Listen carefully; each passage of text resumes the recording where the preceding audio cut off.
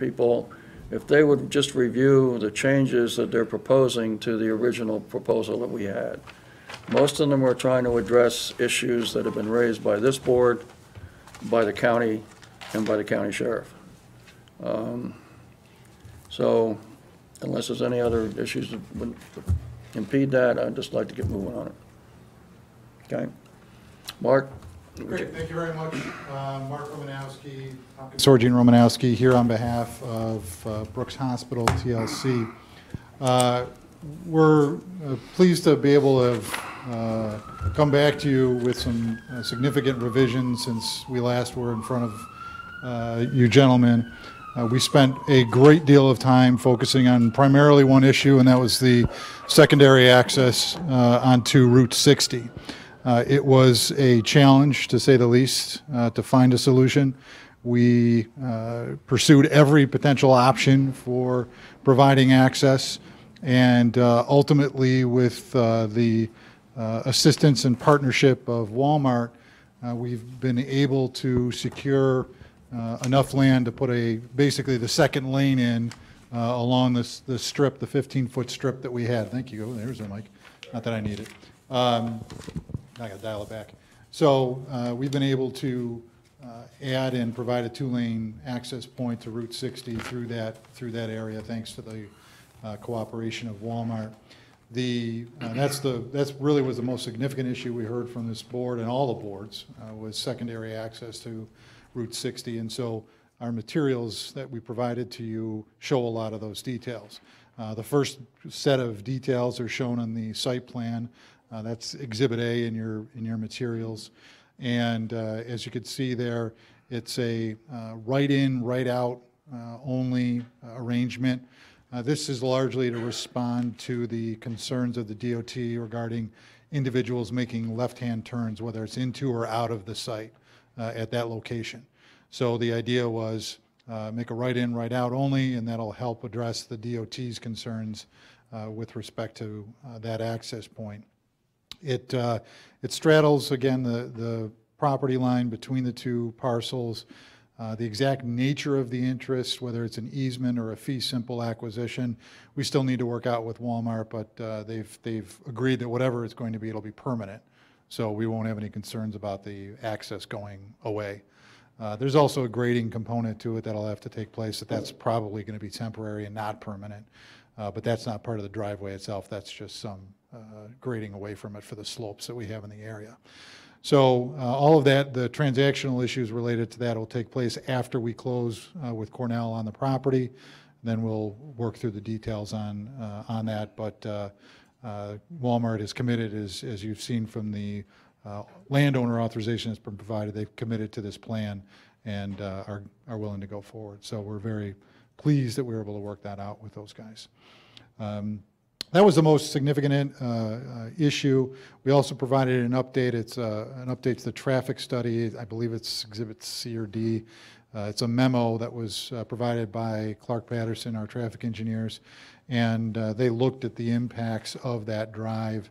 And what ultimately was shown was that with the secondary drive, the impacts on traffic levels, actually they were largely maintained to existing conditions as far as level of service. So the impacts on delays and its surrounding properties were minimized, and I think somewhere around 30 to 45% of the vehicle traffic could use, and we believe will use, that drive instead of the main drive.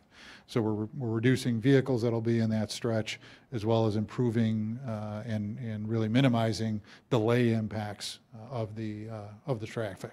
So it's had a good benefit.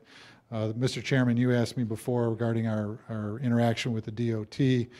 They continue to hold the belief that it's not necessary, but they're willing to allow us to present this to them, and they understand the village's position and the county's position regarding the secondary access. So we will develop fully engineered plans and go through that process with the DOT. You have not yet presented it to the DOT. Informally, we have. Not formally we have to make a highway work permit application with fully engineered drawings. This literally just came together, the end of last month when we were able to finalize things with Walmart to move it forward. So they're aware we were doing this. They were aware it's coming. We've discussed it with them. This is not going to be a surprise. It's just I didn't want to, give the impression that an application for the permit's been made yet. It just hasn't been made yet. I guess my concern is that we don't have an absolute final answer from them. Well, they won't give us that until fully engineered drawings are submitted and everything else. But I just want everybody to be aware of that. They haven't blessed this. Yeah, certainly it would impact our site plan approval if they denied it. So if you approve the site plan, which we hope you will, as shown, then if the DOT did not approve it, then we'd have to come back to you. We don't expect that. I don't want to give anyone the impression that we haven't been given that indication by the DOT at all, but they hold their cards kind of to the vest until they have formal applications in front of them. But this is not a surprise. They know about it. But it's a major issue for the site plan. Absolutely. And really, the approval of the site plan is contingent on the success of that. Yeah, and the record's certainly clear regarding that particular point and the concerns, and that's why we went through the effort to secure it.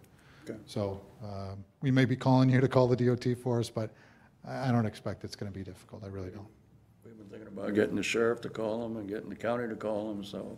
Yeah, they're aware of it, so. They ring off the hook. They're aware of the community interest in this, in the secondary access point, so I don't think they're going to be too difficult on that. So that was the issue related to access, the secondary drive, traffic impacts, et cetera, were all tied to that, obtaining that secondary access to Route 60. Also, while on the topic of driveways, we also provided a little bit different radius coming in off of 20. One of the comments from the county planning department was that the planning board was that they wanted to make sure large vehicles could make a easy turn into the site, so you don't tie up Route 20 as you're making rights into the site. So we changed the radius slightly to allow that. So it'll accommodate a full-size tractor trailer coming into the site if necessary. So we don't expect any difficulty on that point. The next item that was raised, and the rest of these are not in any particular order because the driveway was the most significant, was landscaping. If you look on the drawing on the left there, that's a rendered landscaping plan. We're putting sure, thanks, Joe. That's going to have a berm with vegetation along the back of those residential neighbors. That should provide screening both to them as well as providing really the only gap in that stretch where there won't be vegetation from East Main Street. So people traveling there, I mean, you're still going to be able to see something, but it's going to be fairly well screened.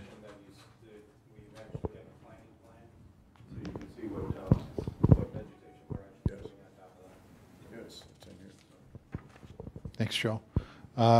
Also, we've provided, while Joe's standing there, we've provided sign details. We didn't have these complete with the initial application materials. We've provided the signage details.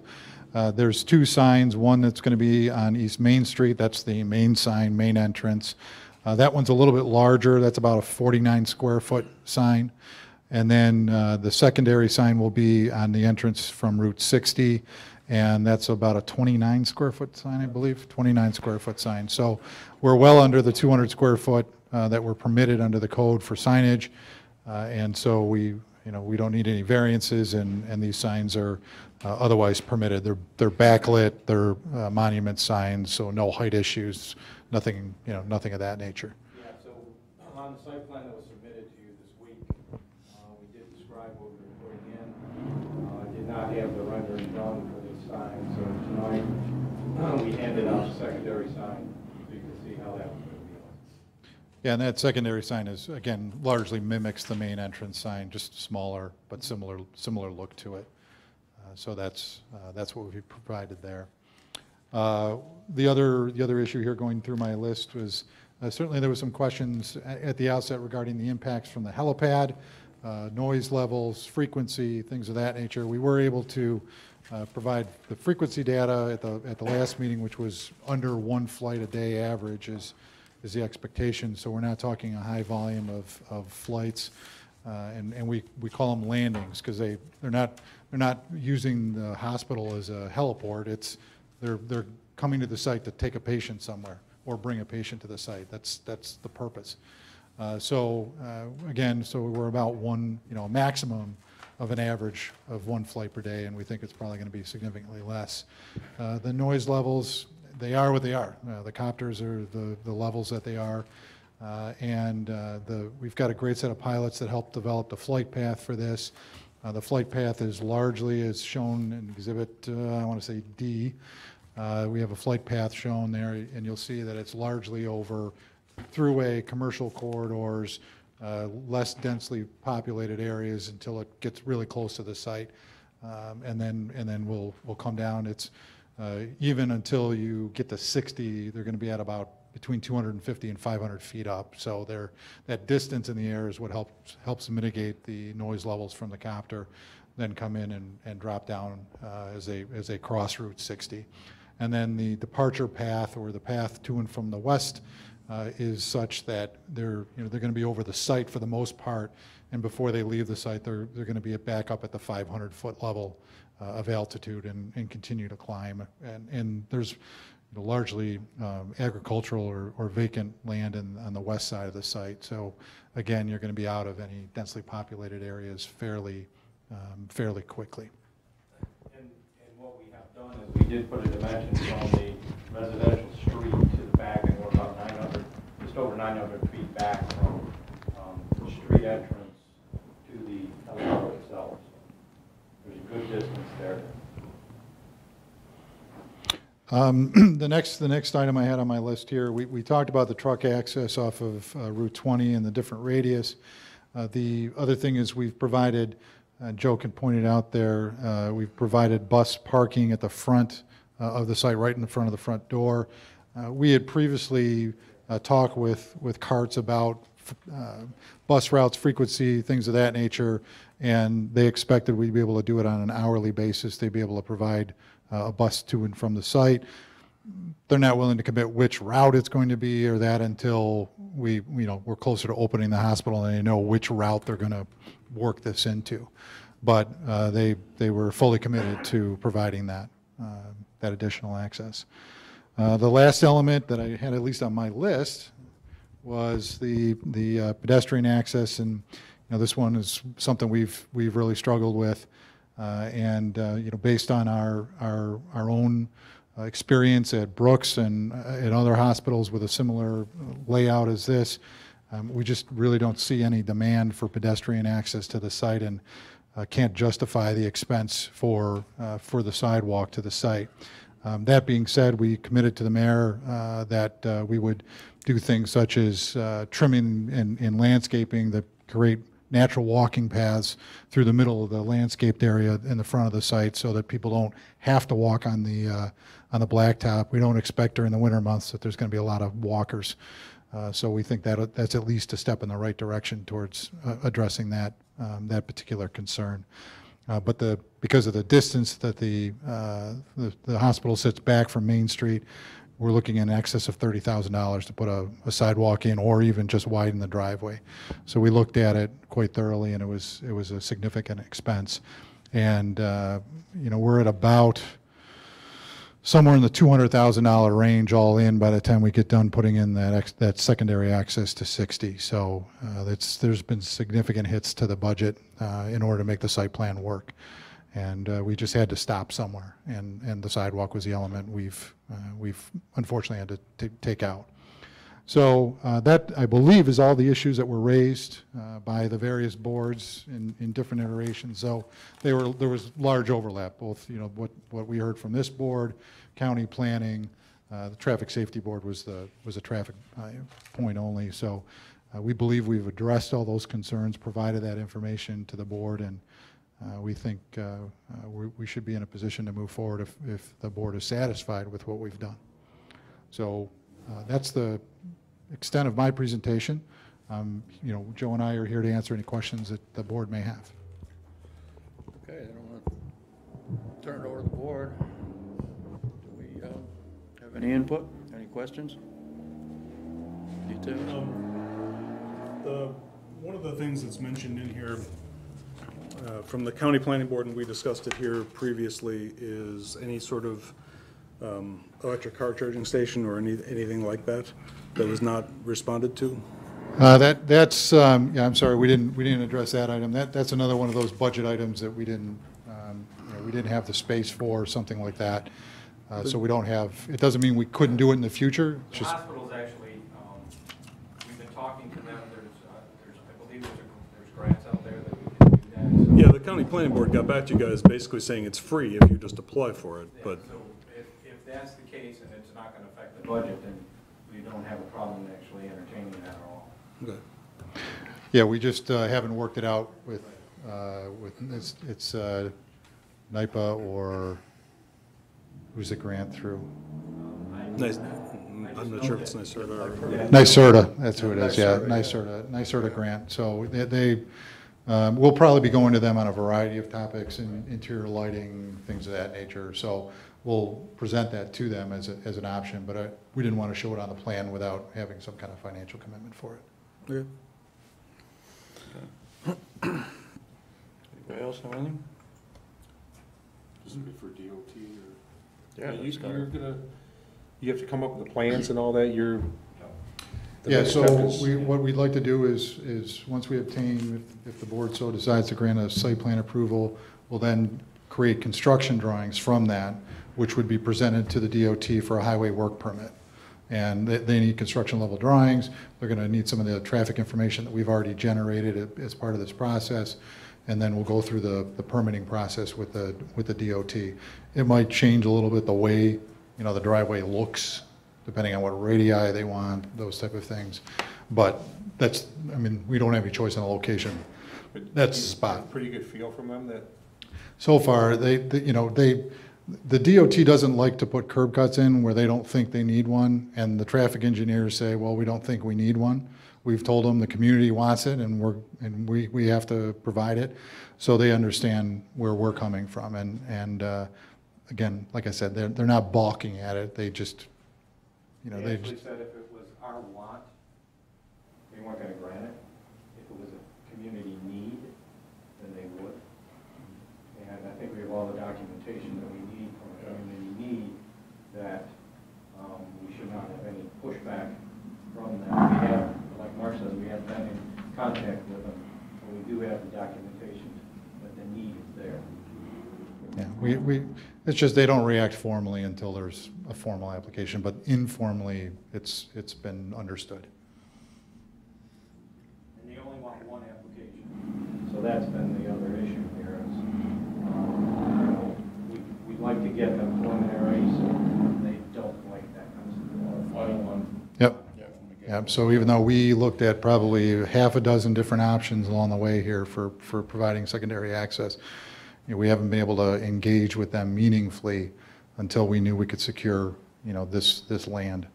And now that we feel we have it under control, that we can go forward with them. Okay. I guess I don't know how we'll handle this yet. I probably want to talk to Dan Gordon, that whether we have to make our approval contingent on that, because it is a significant item. Oh, I don't think you have to make it a contingency at all. It's you approve the site plan as presented. There's no need for contingency. If we can't deliver it, we can't get a permit. Yeah. Okay.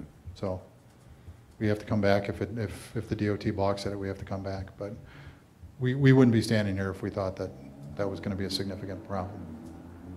No, I think you've done, an exhaustive effort to bring it to pass. Yeah. But we've just got one guy sitting out there right now who's, we don't know where they're gonna come down, and that's all. That's Yep. my concern. Yep. Anybody else? I thought all the material was thorough and Yes. helpful and responsive to what we'd asked about, with the one exception, it all seemed to point in the same direction, that this was doable, desirable, and helpful, so. Yeah, I particularly appreciate the helicopter vectors and the analysis you did there. That was interesting. Yeah, we had, it's a tough time getting a hold of pilots. They're busy guys. Oh, yeah. But they were very helpful in providing that information. Also in the packets, in the disc, if you're interested, is actually an FAA study on helicopter noise levels Yes. and impacts. And the bottom line is, unless you have an average of 70 decibels for 24 hours, there's no, psychological or physical impact on adjacent properties, and we wouldn't even have that for an hour, let alone for 24. Maybe a few minutes. Right. Yeah, because I think you said your max was 97 for just one. Right, that's 92 decibels, and that's going to be close proximity to the copter. That's not, 500 feet in the air, the guy on the ground isn't being exposed to 92 decibels at that point. Not to mention, you've got a lot of ambient noise in that corridor in general, so where it starts to have an impact is right over the commercial as it comes across 60. That's, and the hospital site is the one where you're really going to kind of feel it. Other than that, the community probably won't really notice it. Very good. I would like to ask, Madam Mayor, do you have any questions? No, thank you very much actually for the presentation. I think you addressed pretty much everything. If you think there's any help from me to call you too. Thank you, Mayor. We appreciate it. We'll let you know when we get to that stage. So we may be calling on you. I hope I don't have to. Okay. Okay. Does the board want to add anything in general comments? Nope. Hearing nothing. Adjournment? Okay. We're adjourned. All right, thank you very much, gentlemen. Thank you. We'll see you on Wednesday. Thank you. Try to do our best. Thank you.